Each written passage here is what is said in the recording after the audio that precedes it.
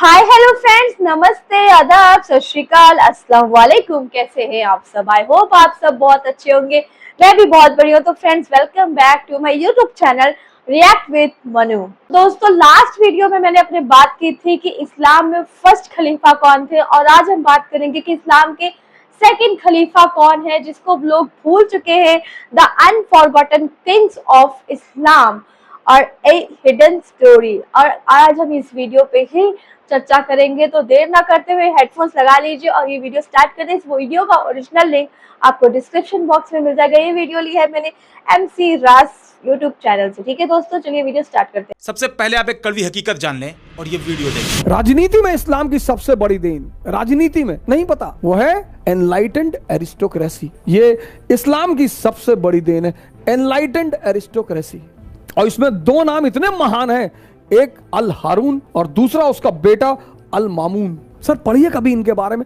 90% मुसलमान औरंगजेब का नाम जानते हैं, इन लोग का जानते ही नहीं। इन्होंने एक डिपार्टमेंट बनाया सर बगदाद में, बैतुल हिकमत, पर मुसलमानों से कुछ बोल दो नाराज हो जाते हैं। संगी है, संगी संगी संगी है ये। हाँ, बैतुल हिकमत सबको बुलाया सर, पूरी दुनिया के विद्वानों को। ये इस्लाम की राजनीति को सबसे बड़ी देन है। कैलिफ सिस्टम, जो आदमी एनलाइटेंड होगा वो स्पिरिचुअल हेड होगा और वही पॉलिटिकल हेड होगा। हजरत अबू बकर, हजरत उमर साहब की कहानियां सुनो सर, मुसलमान इसी को भूलिए। सोचिए एक ऐसी दुनिया जहां हर तरफ अंधेरा था, इल्म की रोशनी सिर्फ चंद लोगों के इर्द गिर्द फैली हुई थी, दुनिया के कई राज, इंपॉर्टेंट नॉलेज सिर्फ एक छोटी सी एलीट क्लास के पास थी। लेकिन इसी बीच एक शहर उभर कर सामने आता है, एक ऐसी जगह जो सिर्फ कैपिटल नहीं बल्कि तरक्की का सेंटर पॉइंट बन जाता है, जिसका नाम है बगदाद। और बगदाद में फैली इस रोशनी के दो मीनार होते हैं, हारून अल रशीद और अल मामून। ये दोनों सिर्फ मुस्लिम उम्मा के हुक्मरान नहीं जिन्होंने सिर्फ साल हुकूमत करी है, बल्कि सोच और तरक्की के ऐसे सुनहरे सितारे हैं जिनसे सिर्फ मुसलमान नहीं बल्कि पूरी इंसानियत ने फायदा उठाया। इनका सफर सक्सेस की एक ऐसी कहानी है जो हमें बताती है कि इल्म की रोशनी अंधेरे को कैसे मिटा सकती है। लेकिन अफसोस, आज के मुसलमान हारून और अल मामून को जानते तक नहीं, और जो जानते भी हैं उनमें अक्सर लोगों ने उन्हें भुला दिया है। ये दोनों हुक्मरान अब्बासिद कैलिफेट से ताल्लुक रखते हैं। हारून अल रशीद के टाइम पर अब्बासिद कैलिफेट एक ताकतवर सल्तनत बन चुकी होती है, लेकिन हारून सिर्फ ताकत के दम पर जीतने वाले खलीफा नहीं होते। इन्होंने दिमाग और इल्म से जीतने का तरीका अपनाया। इन्होंने बैतुल हिकमा, हाउस ऑफ विजडम की नींव डाली, जिसे बगदाद की ग्रैंड लाइब्रेरी कहा जाता है। एक ऐसी लाइब्रेरी जो आगे चलकर दुनिया का सबसे बड़ा रिसर्च सेंटर बन गई, जहां पूरी दुनिया के स्कॉलर, फिलोसोफर, साइंटिस्ट आने लगे और बगदाद में इल्म का चिराग जलने लगा। हारून के दौर की शान शौकत इतनी मशहूर हुई कि the thousand of one night जैसी रचनाएं लिखी गई। आज भी जब सिंदबाद, अलादीन और अली बाबा जैसे किस्से सुनते हैं तो उसके पीछे हारून अल रशीद के दुनिया की झलक अपनी याद दिलाती है। हारून अल रशीद ने सिर्फ अंदरूनी तरक्की नहीं करी कि बस बगदाद के अंदर ही अपना अंपायर खड़ा कर लिया, बल्कि बिजांटिन जैसे ताकतवर दुश्मन से भी मुकाबला किया। जहां एक तरफ उनकी फौज बिजांटिन से लड़ रही थी तो वहीं दूसरी तरफ उन्होंने फ्रैंकिश एम्पायर के बादशाह के साथ दोस्ती का हाथ बढ़ा दिया, यानी डिप्लोमेसी और स्ट्रेटजी दोनों का बेहतरीन बैलेंस दिखाया। आज के जो तथाकथित किंग हैं उनकी तरह की नहीं कि बुजदिल बनकर इजराइल के साथ अब्राहम एग्रीमेंट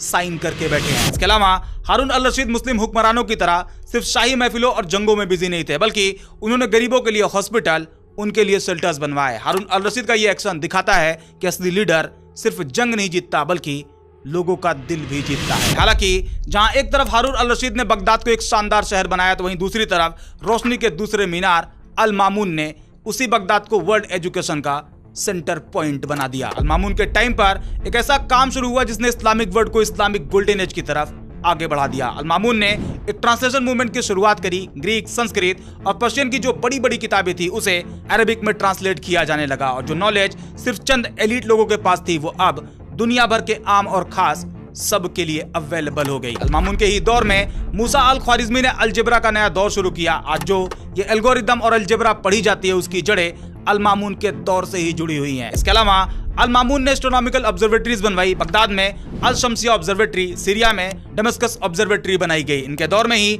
अर्थ की सरकमफ्रेंस को माप दिया गया, वो भी बगैर किसी एडवांस टेक्नोलॉजी के। आप गौर करें कि आज जो मुसलमान साइंस एंड टेक्नोलॉजी से इतना दूर भाग रहा, वही एक मुस्लिम खलीफा अल मामून साइंस को लेकर किस हद तक दिलचस्पी रखते थे। इसके अलावा अल मामून ने फिलोसफी को बढ़ावा दिया। अल किंदी, अल फराबी जैसे फिलोसोफर उनके दरबार में आए और नए नए थॉट को प्रमोट किया गया। अल किंदी, जिन्हें मुस्लिम दुनिया का ग्रेट फिलोसोफर माना जाता है, इन्होंने ग्रीक फिलोसोफर खास करके अरस्तु और प्लेटो के थॉट को इस्लामिक थॉट के साथ जोड़ दिया, जबकि अल फराबी को इस्लामिक दुनिया का दूसरा अरस्तू कहा जाता है। हालांकि हम फिलोसफी में बहुत अंदर नहीं घुसेंगे, ये बहुत ही गहरा समुंदर है, या आप कह सकते हैं कि फिलोसफी एक इंसान की सोच के लिए दूसरा ब्रह्मांड है जिसका कोई अंत नहीं। बस आप इतना समझ लें कि अल-मामून सिर्फ एक रूलर नहीं थे, बल्कि दुनिया के सोचने का तरीका बदलने वाले एक महान इंसान थे। बट अल्टीमेटली थे तो इंसान, और हर इंसान की जिंदगी में कोई ना कोई डार्क साइड भी होता है। ऐसा नहीं होना चाहिए कि बस मीठा मीठा गप गप और कड़वा कड़वा थू थू, इसे भी जानना चाहिए। लेकिन इससे पहले हम ये जान ले कि एक मुस्लिम को हारून अल रशीद और अल-मामून से क्या सीखना चाहिए, फिर आते हैं उनके डार्क साइड पर। और मैं इसे डार्क साइड क्यों कह रहा, ये आपको आगे समझ में आ जाएगा। आज की जो मुस्लिम कम्युनिटी है वो भेड़ की चाल चल रही, वही पुराना रवैया, कोई बदलाव नहीं। और यही वजह है कि आज मुस्लिम एजुकेशन से इतने दूर हो रहे हैं। और शुरू में अवध ओझा सर की जो वीडियो आपको दिखाया था, जिसमें वो कहते हैं कि मुसलमान हारून और अल-मामून को जानते तक नहीं, इस बात में हकीकत है। अवध ओझा ने ऐसा क्यों कहा, इसकी वजह अब तक आप समझ गए होंगे। ये दोनों हुक्मरान एक मुस्लिम के लिए सिर्फ एक हिस्टोरिकल पर्सनालिटी नहीं है, बल्कि एक मिसाल है जो हमें यह दिखाती है कि इस्लाम सिर्फ इबादत ही नहीं बल्कि इल्म और इंसानियत की तालीम भी देता है। मुसलमानों को इनसे कुछ चीजें सीखनी चाहिए, जैसे इल्म हासिल करना, क्योंकि बगैर इल्म के दुनिया में सिर्फ अंधेरा है। तफक्कुर, ये तफक्कुर ही है जो आपको साइंस एंड टेक्नोलॉजी की इस चमकदार तरक्की में आगे बढ़ा सकती है। दुनिया के साथ चलने वाली सोच, क्योंकि अगर अभी भी मुसलमान सिर्फ गुजरे हुए कल को याद करके प्राउड फील करेंगे और उससे कुछ सीखेंगे नहीं, तो वो कभी भी आगे नहीं बढ़ पाएंगे। हारून अल रशीद और अल-मामून की कहानी सिर्फ एक तारीख नहीं है, बल्कि एक लेसन है, एक सबक है जो मुसलमानों को चीख चीख कर बताता है कि अगर एक शहर बगदाद इल्म और तफक्कुर का मरकज बन सकता है तो पूरी दुनिया क्यों नहीं। इल्म हासिल करो, दुनिया को समझो और इंसानियत की खिदमत करो। आपके लिए हारून और अल-मामून का यही पैगाम है। और अगर आप इस पैगाम को समझ ले तो मुसलमान सिर्फ तारीख की शिकायत करने वाले लोग नहीं रहेंगे, बल्कि तारीख लिखने वाले लोग बन सकते हैं। और जैसा कि अभी कहा था कि अल-मामून थे तो इंसान, और हर इंसान का कोई ना कोई डार्क साइड भी होता है, बट उसके डार्क साइड की वजह से उसे पूरी तरह से रिजेक्ट कर देना यह भी सही नहीं, क्योंकि गंदा पानी भी आग बुझाने के काम आता है। आप हर इंसान से कुछ ना कुछ सीख सकते हैं, क्या करना है क्या नहीं करना है यह सबक लिया जा सकता है। फॉर एग्जाम्पल, अबू जहल इस दुनिया का सबसे गंदा इंसान हो सकता है, लेकिन उससे भी यह सीखा जा सकता है कि नबी की गुस्ताखी नहीं करनी है, वरना उसके जैसा हश्र होगा। जब एक चोर का हाथ काटा जाए तो उससे भी यह सीखा जा सकता है कि चोरी नहीं करनी है, वरना हाथ काट दिया जाएगा। और वैसे भी जब किसी इंसान को कोई सजा दी जाती है तो उस इंसान के लिए तो सजा होती है, लेकिन बाकी सभी के लिए वो सबक होता है। बिल्कुल इसी तरह अल-मामून के जो अच्छे काम है उससे सीखा जाए, लेकिन एक मुस्लिम के पर्सपेक्टिव से जो चीज बेहतर नहीं उसे रिजेक्ट किया जाए। अब आते हैं पॉइंट पर। अल-मामून ने एक नई आइडियोलॉजी मुताजिलिज्म को प्रमोट किया, एक ऐसा स्कूल ऑफ थॉट जो कहता था कि इंसान सिर्फ तकलीद ना करे बल्कि हर चीज पर सोच विचार करे। यह सोच आगे चलकर कई फिलोसोफर को इंस्पायर भी कर गई, लेकिन सुन्नी मुस्लिम स्कॉलर इस आइडियोलॉजी के खिलाफ हो गए। इस नई आइडियोलॉजी के मोटा मोटा 5 पॉइंट थे, जिसमें सुन्नी मुस्लिम आइडियोलॉजी में माइनर डिफरेंसेस के साथ एक नई थॉट को प्रमोट किया जा रहा था। जैसे मुताजिलिज्म को मानने वाले का कहना था कि कुरान हमेशा से नहीं है बल्कि मखलूक है जिसे क्रिएट किया गया है, जबकि सुन्नी इस्लाम कुरान को इटरनल और अनक्रिएटेड स्पीच मानता है। हालांकि मुताजिलिज्म कोई नया कॉन्सेप्ट नहीं था, लेकिन खलीफा अल-मामून के टाइम पर बस इसे स्ट्रांगली प्रमोट किया गया। अल-मामून और मुतासिम बिल्ला ये दोनों लोग मुताजिलिज्म के फेवर में थे। उस दौर के जो उलमा थे उन्हें इस आइडियोलॉजी को मानने के लिए मजबूर किया गया। कुछ ने मान लिया तो कुछ लोग नहीं माने, जो लोग नहीं माने उन्हें पनिश किया गया, जिसमें एक सबसे बड़ा नाम था इमाम अहमद बिन हम्बल, और इन्हें भी जेल में डाल दिया गया। हालांकि बाद में इमाम अल अशरी अबू मंसूर अल मातुरिदी ने इस पूरे मुताजिलिज्म थॉट को ऑलमोस्ट खत्म कर दिया। अब अगर इस एक पॉइंट को हटा दे तो हारून अल रशीद और अल-मामून ने मुसलमानों के इस्लामिक गोल्डन एज के लिए जबरदस्त काम किया। एजुकेशन को लेकर इनका नजरिया, इनका फ्यूचरिस्टिक प्लान आज भी मुसलमानों के लिए रेलेवेंट है। बस उन्हें इससे सीखना है, समझना है और उस पर अमल करना है, ना कि उन्हें भूल जाना है। उम्मीद करते हैं ये वीडियो आपको पसंद आई होगी। हारून अल रशीद और अल-मामून कौन थे, इनकी इंपॉर्टेंस क्या है, इनका कंट्रीब्यूशन क्या है, ये आपके समझ में आ गया होगा। अगर हाँ तो लाइक शेयर और सब्सक्राइब जरूर करें।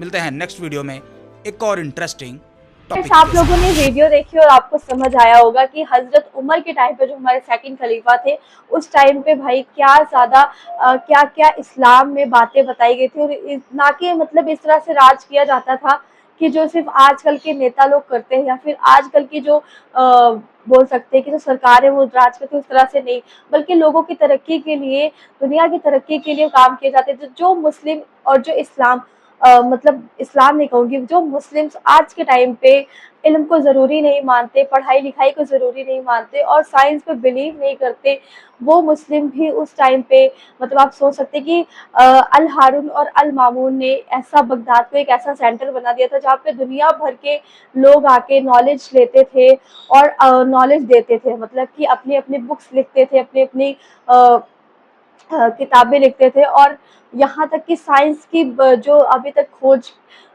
हुई नहीं थी, जो वहाँ पे उस टाइम पे एडवांस मशीनें नहीं थी, एडवांस टेक्नोलॉजी नहीं थी, वो सारी चीज़ें भी वहाँ पे मौजूद थी, वहाँ पे पता थी लोगों को। लेकिन आज के मुस्लिम को इन दो लोगों का, अल हारून और अल मामून का नाम तक नहीं पता, क्योंकि उनको सिर्फ वही पुरानी दुनिया में जो चीज़ें बता दी गई हैं वही चीज़ें वो रिपीट करते जा रहे हैं, कुछ नया सीखने को वो मतलब ज़रूरत ही नहीं समझते। लेकिन आज के टाइम में ज़रूरी है कदम से कदम बढ़ाकर आगे बढ़ना, टेक्नोलॉजी के साथ आगे बढ़ना। अगर आज का मुस्लिम सच में वाकई में तरक्की चाहता है तो उसे आज के लोगों के साथ आगे बढ़ना होगा, इल्म हासिल करना होगा, अपनी नॉलेज में थोड़ा सा इजाफा करना होगा, यानी कि नॉलेज को बढ़ाना होगा, तभी आप जाके दुनिया में तरक्की हासिल कर सकते हैं। वरना आप कहीं ना कहीं आपका वजूद खो जाएगा अगर आप पुरानी चीज़ों में ही लगे रहेंगे, पुरानी पिछड़ी चीज़ों को ही देखते रहेंगे। तो दोस्तों, MC राज भाई ने पूरी नॉलेज दी है अल हारून और अल मामून कौन थे, उन्होंने क्या क्या किया, इस वीडियो में बहुत अच्छी तरह से बताया गया है। बाकी आप डिस्क्रिप्शन बॉक्स में जाके दोबारा वीडियो देख सकते हैं। और दोस्तों, आपको ये वीडियो कैसी लगी ज़रूर बताइएगा। और हजरत उमर के टाइम पे आपके फेवरेट किंग्स कौन थे, आपके फेवरेट लीडर्स कौन थे और आपके फेवरेट खलीफा कौन है, ये कमेंट करके जरूर बताइएगा। मुझे आपके कमेंट का इंतजार रहेगा। मिलते हैं नेक्स्ट वीडियो में, तब तक के लिए bye bye, tata, take care, दुआओं में याद रखिए। जय भारत, जय हिंद।